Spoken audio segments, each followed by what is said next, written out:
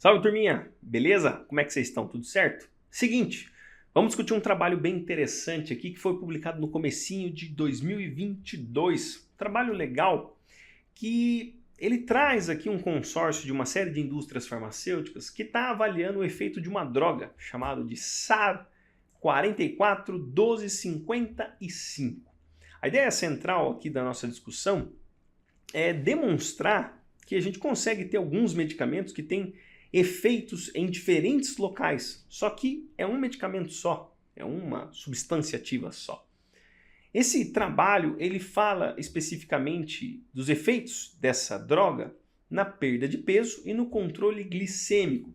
Essa droga ela é um peptídeo, uma pequena proteína unimolecular, vocês vão ver ali, eu vou mostrar a estrutura para vocês, é basicamente uma alfa-hélice, né? E que ela tem efeito agonista em 3 tipos de receptores diferentes, feitos por diferentes moléculas. Então, ele é agonista dos receptores do GLP-1, do GIP e do GCG. O que é cada um desses componentes aqui que a gente está falando? Basicamente, são hormônios, né, que estão presentes ali no gene do proglucagon. Vocês querem saber? O glucagon tem vários segmentos ali de diversos tipos de proteínas que podem estar presentes naquela região. Quer ver? Vamos dar uma olhadinha. Você vê que está bem várias abas abertas aqui, ó. Só para a gente dar uma olhada, a gente vai comentar algumas coisas interessantes. Deixa eu achar aqui. Vamos ver onde está. Vamos achar aqui, ó. O proglucagon. Esses componentes que eu falei para vocês, eles podem estar presentes aqui, né, na estrutura do gene do glucagon como um todo, tá? Então a gente tem o GLP-1, tem o próprio glucagon, e aí o outro lá em questão, né, que é este GIP, ele já tem uma outra localização específica, né, se não me falha a memória, certo? Deixa eu ver aqui se é isso mesmo. GLP-1, GLP-2, ok, maravilha. Então o que acontece?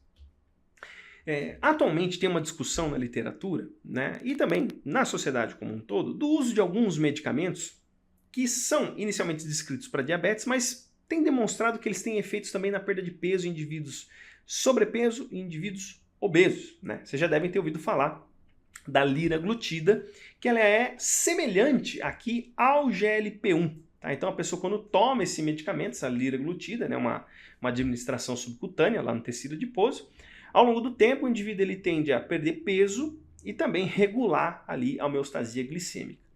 Nesse trabalho, por sua vez, eles estão descrevendo uma droga nova, né, que vai atuar nos 3 ao mesmo tempo. E aqui, obviamente, a gente vai precisar também fazer uma análise mais pormenorizada dessa condição, porque pode parecer que a gente entre em contradição em algum ponto. Mas, na verdade, essa contradição ela pode ser explicada a partir de outras circunstâncias que devem ser levadas em consideração. Tá? Mas é uma coisa interessante. Então, vamos lá. Então, esse trabalho vai falar aqui da droga, do SAR 441255. E aqui na introdução ele vai comentar um pouquinho, né, sobre a diabetes tipo 2, vai comentar também, né, de drogas que servem para diminuir a condição glicêmica, e tem demonstrado também que isso pode melhorar outros aspectos relacionados à saúde, né? Então o uso de drogas que por sua vez controlam a glicemia e podem alterar o processo metabólico como um todo, podem melhorar a qualidade de vida do indivíduo e tal, né? E aqui eles começam a descrever, né, uma droga que tem a possibilidade de sinalizar em 3 receptores diferentes, né? 3 receptores de moléculas distintas. Então o GLP-1, o que é o GLP-1? Vamos colocar aqui para vocês verem o nome de cada um deles. O GLP-1, que é o peptídeo semelhante ao glucagon, tá? Então, por exemplo, o liraglutida, ele tem uma estrutura semelhante ao GLP-1, né? O GLP-1, por sua vez, ele é parecido com o glucagon, mas por mais que ele seja parecido, isso não significa que ele faz exatamente as mesmas funções, tá? Ele tem uma estrutura proteica mais ou menos parecida, a gente vai dar uma olhada, tá? E tem um outro aqui, né, que é um polipeptídeo insulinotrópico dependente de glicose, ou seja, esse polipeptídeo, por sua vez, ele tem uma função de aumentar a secreção de insulina, tá? E essa resposta, né, mediada por este componente proteico, ele é dependente de glicose, e o nosso queridíssimo glucagon, que é o GCG. Tá? Ele vai usar essas 3 siglas aí para essas circunstâncias, e ele vai mostrar aqui para nós, aqui nessa imagem aqui, né, na figura a estrutura proteica, né, de alguns componentes e também do medicamento que ele está testando, que é o SAR 441255. Tá? Então ele coloca aqui a estrutura do GLP-1, tá? Então você vê essas letrinhas H, A, E, G, T, F, T, e aí você tem 1, 2, 3, 4, 5, 6, 7. Tudo isso daqui é a sequência de aminoácidos dessa proteína. Você vê que chega um momento que você não tem mais nada aqui, porque a sequência de aminoácidos do GLP-1 ela acaba aqui, né? Então, o que eles fizeram? Eles compararam sequências proteicas do GLP-1, da hexendina, que é parecido lá com a liraglutida, o glucagon e o polipeptídeo insulinotrópico dependente de glicose, aqui, né, o GIP. E ele vê que tem alguns sítios que são parecidos, né? Então, no conjunto aqui de aminoácidos tem uma região conservada, tá? Tem outros pontos aqui também conservados em determinadas posições, tá? E ele faz algumas modificações na estrutura aqui do SARS 441255, de modo que essa proteína, por sua vez, consiga se ligar nos receptores do GLP-1, do GIP-1 e do GCG, né? O glucagon. Glucagon, eu vou falar glucagon, não vou falar GCG, porque eu posso ficar falando errado aqui, tá? E aí, se vocês forem analisar aqui também, ó, a estrutura do medicamento deles é isso aqui, ó. É basicamente uma alfa-hélice, tá? Que tem aqui algumas sequências penduradas em torno aqui da alfa-hélice, algumas modificações, tá? Você tem uma cadeia de hidrocarboneto bem grande aqui nessa porçãozinha laranja, né? Mas é basicamente uma alfa-hélice com algumas estruturas penduradas nela aqui. Então é uma proteína só, é um peptídeo só, é uma única molécula, tá? E aqui ele vai analisar, ele vai mostrar pra gente aqui algumas coisas interessantes, né? Que, por sua vez, o SAR 441255, ele consegue se ligar, né, mais ou menos com a mesma afinidade no receptor de GLP-1, igual ao próprio GLP-1. Então você vê aqui, ó, ele está comparando aqui o SAR 441255 com o GLP-1, e aqui ele está analisando o EC50, né, que é basicamente a concentração mínima necessária para você ter 50% de estímulo, né? E isso aqui, essa concentração está em picomolar, tá? Então, basicamente, a concentração dos dois é a mesma para você estimular o mesmo receptor. Então, o SAR ele consegue se ligar nesse receptor, né? No receptor de glucagon, ele tem até uma afinidade um pouquinho maior, você vê, né? Na verdade, afinidade menor, perdão, porque eu preciso de uma concentração maior para, né, atingir a mesma condição. Então, ele é um pouquinho menos, tem uma afinidade um pouquinho menor. E em relação ao GIP também, né? Também é uma afinidade um pouquinho menor. Mas você percebe que ele consegue se ligar aqui nos 3 receptores diferentes. A mesma droga, então o SAR 441255, ele se liga aqui em ambos, em 3 receptores distintos, tá? Que são os receptores destas moléculas. Claramente com uma afinidade um pouquinho menor, mas ele se liga também, tá? Também por dera, uma molécula só ligar em 3 pontos diferentes é uma coisa interessante.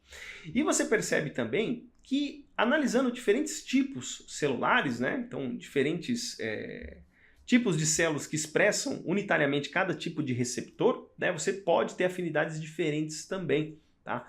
Então, você vê aqui nos hepatócitos primários, né? O SAR 441255 ele tem uma afinidade superior ao próprio glucagon, tá? E no adipócito também. Então, você vê em determinados tecidos, essas afinidades nos receptores dos tecidos em si, ela tende a dar uma variada boa, né? O que indica para nós, de fato, então, que essa molécula aqui, ela está se ligando nesses 3 receptores em questão aqui, tá bom? E aí, gente, ele começa a analisar algumas coisas interessantes. O que ele vai fazer aqui, ó? Nesse primeiro resultado, tá? Ele vai pegar alguns grupos de animais e ele vai dividir em 2 grandes grupos. Primeiro, ele vai dividir em um grupo, que é o grupo de animais magros, tá? Esse grupo de animais magros é o controle dos controles, né? É o controle do controle, por assim dizer. Que ele vai dar o veículo, ou seja, ele vai colocar ali o componente que ele serve para injetar nos animais a droga, só que ele não vai pôr a droga, né? E vai avaliar ao longo do tempo a variação de peso desses animais aí, né? Com a injeção desse veículo aí, só para ver como é que um animal normal vai se comportar. E aí, posteriormente, ele vai induzir a obesidade nos animais, tá? Então ele vai ter o grupo obeso, que é essa bolinha preta aqui, que o que se espera de um grupo obeso? O que se espera de um grupo obeso é que ao longo do tempo, né, se você permanecer com uma dieta hiperlipídica, ele vai seguir com uma evolução de peso. Tá meio ruim de enxergar aqui, mas você vai ver que numa condição relativa de variação de peso, essa bolinha preta, ó, tá no meio de tudo aqui, continuamente com a dieta, então ele pega um dia fixo, tá? Ele já está com a dieta em curso e ainda segue com a dieta, tá? Você vê que o animal ao longo do tempo ele vai ganhando peso, ou seja, a variação de peso ela é positiva. Então, a porcentagem de peso vai aumentando. Se a porcentagem de peso, a mudança relativa de peso vai aumentando, significa que ele está ganhando peso aqui, tá? Então o bicho está engordando, o que é de se esperar numa dieta como essa. E aí, posteriormente, ele vai analisar uma droga, né, onde você tem um medicamento que vai atuar em 2 daqueles 3 componentes, né? Então ele vai atuar vai pegar uma droga para testar, que vai atuar no GLP-1 e no receptor de glucagon, tá? Aqui ele já vai dar a dose de 30 microgramas por quilo 2 vezes ao dia. Então isso aqui está sendo administrado, né, 2 vezes ao dia, 30 microgramas para cada quilo de peso do bicho, para verificar o efeito, né, quando você está atuando com uma droga que atua em 2 receptores diferentes, mas não atua no terceiro, que é o GIP. E ele vai titulando a concentração, a quantidade de droga do SAR 441255. Então ele começa com 0,3 microgramas por quilo, né? Isso tudo 2 vezes ao dia. 1 micrograma por quilo, 3 microgramas por quilo, 10 microgramas por quilo e 30 microgramas por quilo. Tá? Conforme vai escurecendo aqui esse quadradinho, a dose do SAR 441255 vai aumentando. Então o que você está observando aqui? Que a mudança relativa, né, de peso nos bichos, ela é muito mais evidente no animal que teve uma dose aqui de 30 microgramas por quilo 2 vezes ao dia, tá? E se fosse considerar a dose massa por massa, tá? O medicamento que atua em 2 receptores diferentes, ele tem um efeito parecido aqui com a dose de, deixa eu ver aqui, 10 microgramas por quilo de peso. Então você vê, eu administrei continuamente 2 vezes ao dia durante esse período aqui. O animal que tomou a maior dose teve uma perda significativa de peso. Tá? Isso tanto em números relativos, né, comparando com a massa inicial dele, e aí ao longo do tempo, então aqui a gente tem uma variação relativa, como a variação de caráter absoluto, do começo ao fim do tratamento. Tá? Você vê que o bicho que fez a dieta hiperlipídica e não tomou nada, ele ganhou bastante peso, né? Então ele teve um acúmulo aqui de quase 6 gramas, e isso para um camundongo, gente, 6 gramas para um camundongo é uma quantidade absurda de peso, tá? É bem grande. Isso num período muito curto, num período extremamente curto de tempo, ele ganhar 6 gramas para o bicho é uma variação muito grande de peso, tá? Agora, quando você passa para doses, você vai aumentando a dose, você vê que o efeito terapêutico dessa droga ela vai começar a partir aqui dos 10 microgramas por quilo de peso 2 vezes ao dia. Tá? E quando você dá 30 microgramas, você vê que ele é superior à dose terapêutica dada ali do agonista dual. Né? Esse aqui é o agonista triplo, que é o que a gente está vendo, SAR 441255, e o agonista dual ele é um pouquinho menor. Então ele já está mostrando aqui que de fato esse medicamento em modelos animais ele tem essa promoção aí na queda do peso dos modelos animais, tá certo? Beleza, então aqui ele vai seguindo adiante, né? E ele vai escalando esse estudo para modelos animais cada vez mais complexos, mais próximos do que nós somos. Então nessa outra figura aqui ele vai analisar coisas equivalentes, só que agora ele vai analisar com um modelo animal, né, de macacos, ele chama aqui de sinomólgos, né, macacos diabéticos sinomólgos, e obeso ainda por cima. Né? Então é um modelo de primata que tem uma proximidade genética muito maior com a nossa, e ele vê aqui o quê? Ele pega a dose de fato que foi efetiva, ele vai transformar isso daqui, né? Ele usa uma dose um pouco diferente, né, para os macacos, porque o organismo do macaco é diferente em relação ao organismo dos camundongos. Tá? Mas ele estipula uma dose ali, né? Acho que ele deve ter alguns dados que estão em material suplementar também da escalabilidade da dose nos macacos.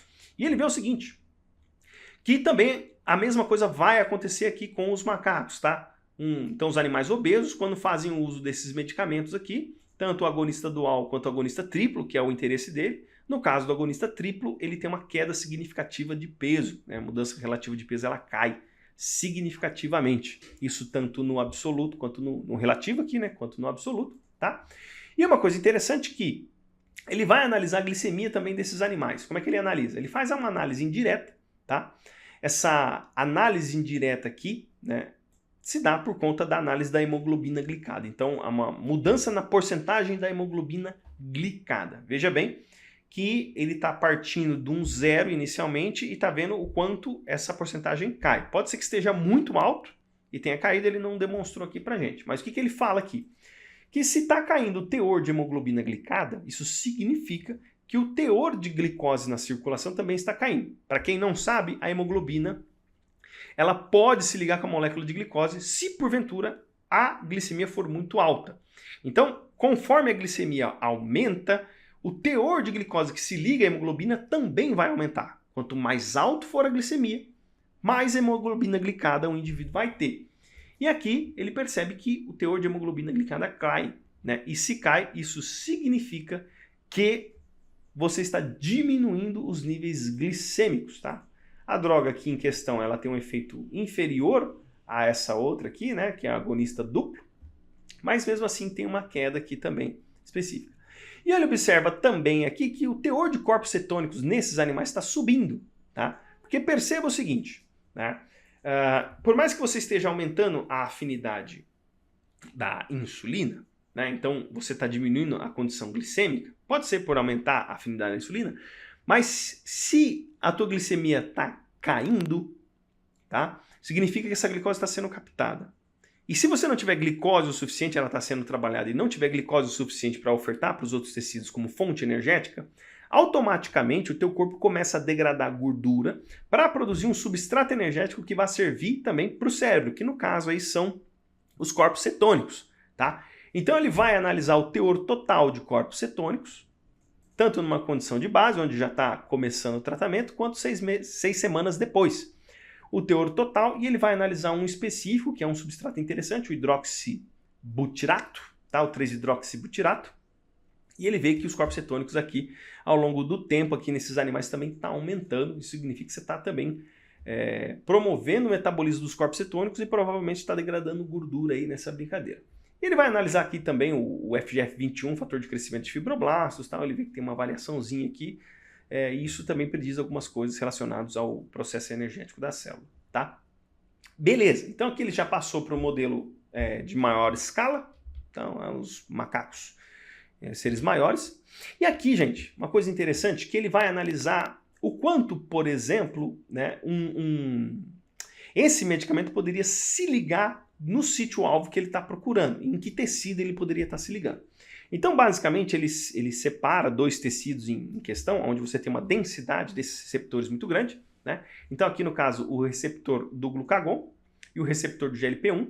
Ele coloca os dois aqui em questão, né? Você fala, tá, mas cadê o terceiro? Cadê o receptor do GIP? Tá? Ele fala aqui que por falta, né, de um potente agente que se liga aqui ao receptor de GIP, né, um modelo experimental para essa circunstância, ele não conseguiu quantificar o teor de ligação desse medicamento aqui, né, o SAR 441255, porque ele não tinha um modelo bacana, então ele não conseguiu fazer isso aí. Então ele analisou dois em especial, mas depois ele vai mostrar que de fato isso tem uma relação com GIP1 também, falando lá de um colágeno específico que a gente vai levar em questão, que é o CTX, se eu não me engano.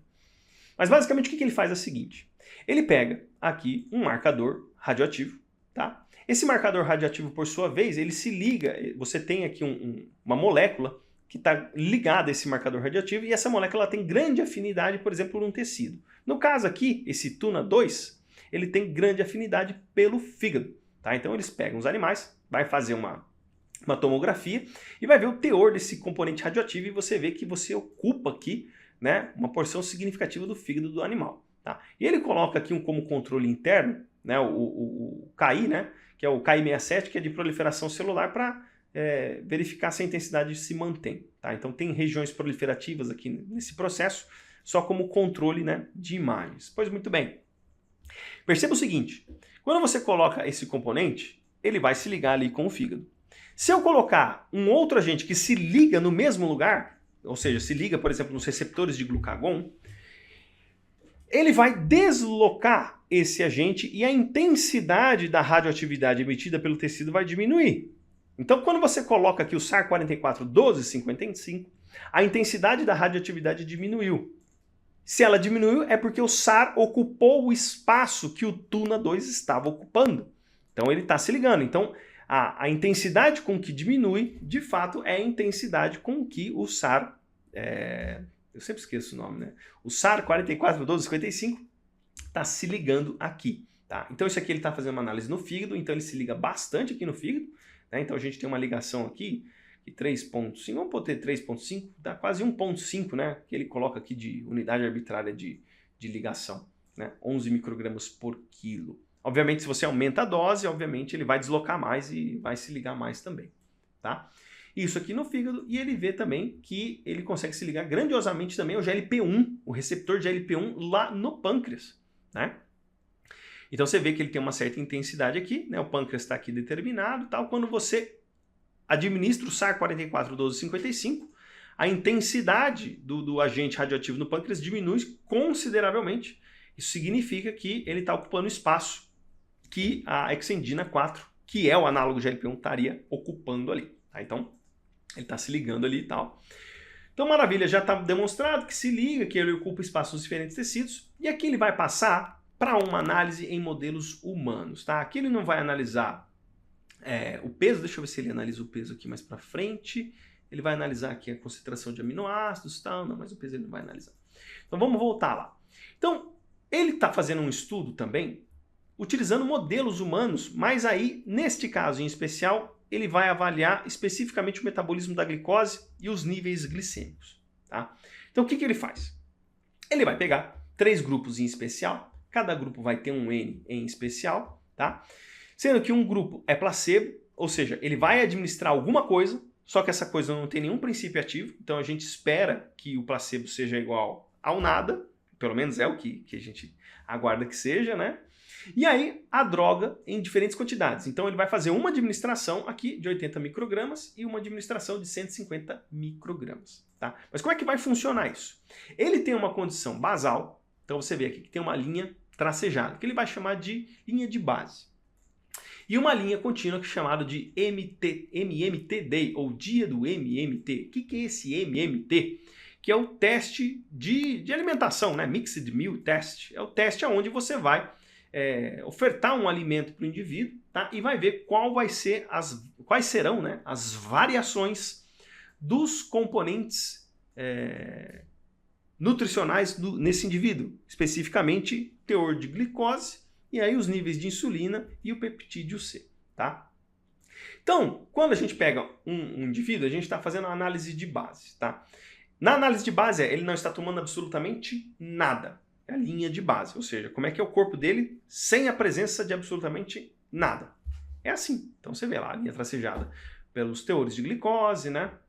Teores de insulina e teores do peptídeo C.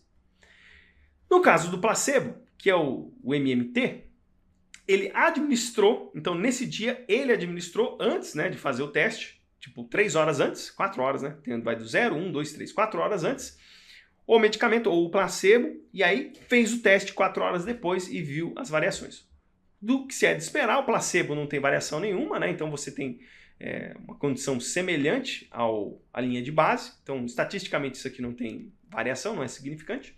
Mas olha só que curioso. Quando você administra 80 microgramas do SAR 441255, em comparação à linha de base dos indivíduos, né? Você já percebe aqui, vamos voltar um pouquinho para cá, que a glicemia dessas pessoas ela já tem uma queda significativa logo na primeira hora da administração. Tá? Então ela já tem uma queda aqui, mesmo antes de fazer o teste, depois ela tende a subir, e aí quando você faz o teste, né, de alimentação, a glicemia desse indivíduo ela não sobe tanto, ela sobe só um pouquinho, né, porque obviamente você vai absorver uma certa fração dessa glicose e tal, e depois ela se estabiliza aqui embaixo. No caso aqui dos indivíduos aqui, né, obesos, né, tem um sobrepeso obeso, você tem aqui um aumento aqui da glicemia, isso por conta da sinalização lá do glucagon, tal, vai estimular a gliconeogênese e tal. Aqui também a dose com 150 microgramas é a mesma coisa, você tem até uma queda mais vertiginosa aqui da glicemia, né? O paciente até entra em hipoglicemia 1 hora, cerca de 2 horas depois ele volta ao normal. Né? Então você tem uma condição hipoglicêmica. E uma coisa que eu queria mostrar para vocês é que é o seguinte, que esses medicamentos, esse medicamento, né, o SAR 4412-55, ele vai fazer com que, né, o teor de insulina, tanto no grupo de 80 microgramas quanto no grupo de 150, né, logo na administração ela tende a subir um pouquinho. Então você já tem ali um aumento da secreção de insulina nessa circunstância. Tá vendo? Então a secreção de insulina ela já aumenta e depois cai um pouquinho. Mas quando você se alimenta, né, a secreção de insulina, por sua vez, ela não é tão intensa. Ela não está sendo tão intensa. Nesse ponto aqui, a gente vai discutir daqui a pouco, que isso pode gerar até uma certa, entre aspas, contradição, mas na verdade não chega a ser bem uma contradição. Né? A gente tem uma explicação para isso, mas é necessário investigar futuramente isso aí. E obviamente também, com uma dose um pouco maior, você tem um nível, né, de insulina um pouco maior também, só que a secreção aqui de insulina, depois do teste de alimentação, ela é inferior às condições basais. Né? Então, você está secretando menos insulina, ou seja, você não está chegando a fazer um certo pico aqui, você faz uma condição aqui um pouco menor, né? E aí, isso até enquadra na questão, por exemplo, quando você não faz pico de insulina, existe uma tendência de você fazer uma manutenção negativa de peso, ou seja, ir perdendo peso. Teve até uma discussão que eu tive com o pessoal lá no Instagram, ainda não fiz um vídeo sobre isso, vou fazer, prometo, né? E quando você tem pico de insulina, isso pode promover uma certa dificuldade em perder peso. Tá? Então aqui justamente é isso que acontece, a gente não tende a ter um pico assim especificamente. Né? Você tem uma oscilação um pouco menos intensa, a área sobre a curva disso daqui é bem menor, né? E o pico que acontece é um pico bem inferior também. E aí o peptídeo C é a mesma coisa, que isso é um fragmento lá, né, do metabolismo da insulina, ele diminui também, tá bom? Então tá vendo que esse medicamento ele vai causar esses efeitos aí. E aí para finalizar, deixa eu ver aqui, ó. Ele vai tratar aqui do CTX, né? O que é o CTX? O CTX ele é um componente que é produzido via sinalização. Na verdade, ele é um componente que quando você tem o sinal ali do GIP, né, que é o polipeptídeo insulinotrópico, tá? Estimulado pela secreção, estimulado pela glicose, né? Quando você dá aquele sinal, você diminui os teores de CTX, que é né, ele coloca o nome aqui, que é se eu não me engano, ele fala aqui que isso daqui é um tipo de colágeno, né? Ele fala aqui, deixa eu achar aqui, vamos puxar um pouquinho mais.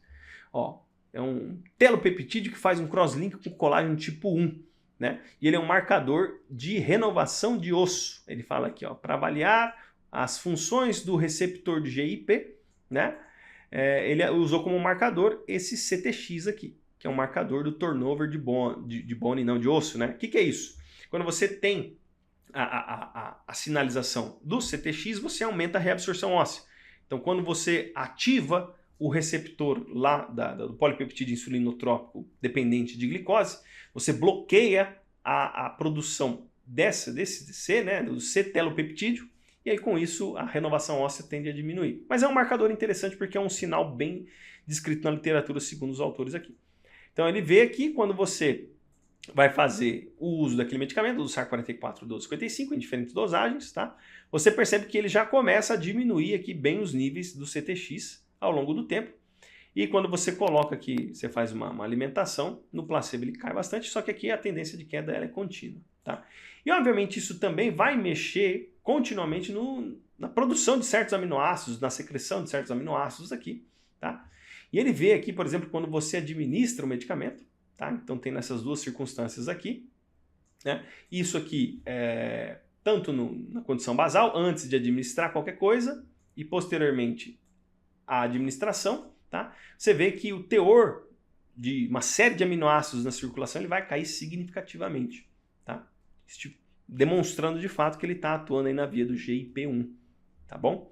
Ele coloca aqui esse contexto e aqui ele vai discutindo algumas limitações do estudo e tal. Então, ele conclui, de fato, que essa droga aqui, que é um triplo agonista, vai atuar nos 3 receptores, tá certo? E aí, nos modelos animais que ele coloca aqui, você tem uma perda de peso e uma queda nos níveis glicêmicos. E aí você vê a localização deles nos diferentes tecidos, né? Isso daí via marcação com agentes radioativos. E uma única dose em seres humanos, né, vai fazer com que o nível glicêmico desses indivíduos caia, né? E aí você consegue ver que ele atua nos 3 componentes especiais, porque ele tem os biomarcadores para atuar nestas 3 circunstâncias aí, demonstrando que esse medicamento tem essa efetividade, e aí ele pode, talvez futuramente, mexer aí também, não só na glicemia de indivíduos, como também na perda de peso e ser mais efetivo, né? Porque ele tem uma resposta interessante ali. Mas uma coisa que eu queria comentar com vocês, que está em outros trabalhos aqui, né? Para a gente bater um papinho sobre esse assunto. Primeiro, vamos dar uma olhada aqui no seguinte, né? Ele tem uma questão análoga aqui ao glucagon, né? Depois a gente olha aqui, vamos voltar aqui. Então ele vai estimular a sinalização do glucagon, certo? Quando você estimula a sinalização do glucagon, no nosso organismo você vai estimular bastante as respostas de gliconeogênese. O glucagon normalmente ele está reduzido, ele está aumentado mediante a uma glicemia mais baixa, tá? E ele vai fazer com que você aumente a quantidade de glicose na circulação e ele pode promover ali os sinais de gliconeogênese hepática, tá? Quando você estimula a sinalização do glucagon, ele mostra aqui, né, que isso aqui está sendo estimulado e tal, né? Só que a captação de glicose aqui, ela está mais baixa e a secreção de insulina também está um pouco mais baixa. Quando você dá sinais, o glucagon já tem aí uma série de informações na literatura aqui, ó. O glucagon ele é conhecido por estimular a secreção de insulina. E ele fala aqui, ó, existem várias demonstrações de que a estimulação da secreção de insulina pela glicose, né, acontece de maneira por via oral muito mais intensa do que via parenteral. Aqui, se eu não me engano, ele fez por via parenteral, né? Então, por via oral seria mais interessante. Se eu não me engano ali, parece que ele fez por via parenteral. Isso aqui você injeta glicose lá, faz alguns testes. Mas enfim. E aqui, ele coloca aqui também, ó, que o GLP-1, né, extraído, né, de seres humanos, de porcos, depois foi encontrado, né, que ele aumenta a secreção de insulina em variados tipos de modelos.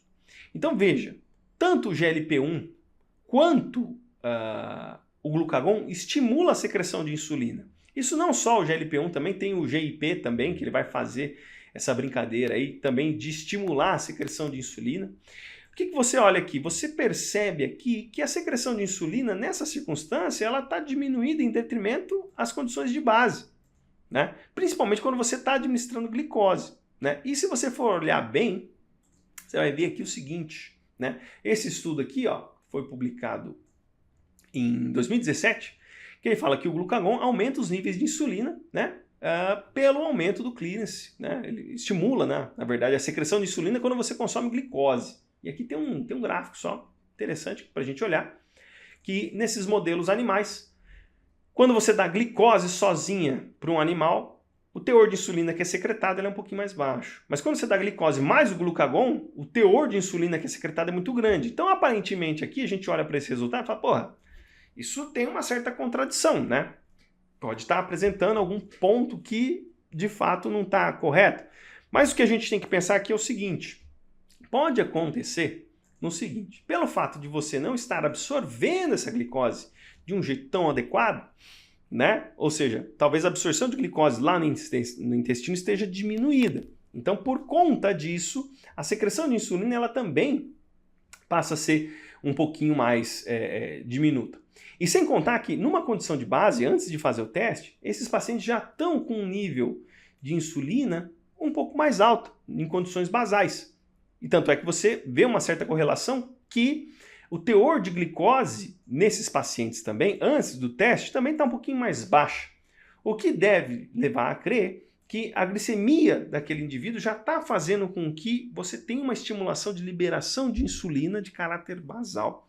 Se porventura a glicemia ela aumenta, de alguma sorte, de maneira mais intensa, automaticamente você vai ter também um aumento da secreção de insulina. O que talvez esteja acontecendo aqui, oh meu Deus, talvez esteja acontecendo aqui, é uma dificuldade na absorção da glicose, certo? E a gente vê também, por exemplo, os bichos vão perder peso. Falam pra caralho, velho, isso é louco. Os bichos aqui, então, ele pega, por exemplo, os animais, eles tendem a perder peso. E ele coloca aqui, provavelmente por alguma questão de gasto energético, né? Só que se você for pegar alguns estudos, né, principalmente estudos com o próprio GLP-1, né, então esse é um estudo aqui que fez uma análise do receptor do GLP-1, só que eles nocautearam esse receptor. Então, na ausência desse receptor, vamos ver o que vai acontecer com o bicho. Ele vê que um bicho que faz uma dieta hiperlipídica, o gasto energético dele é menor quando você não tem esse receptor. Ele é menor.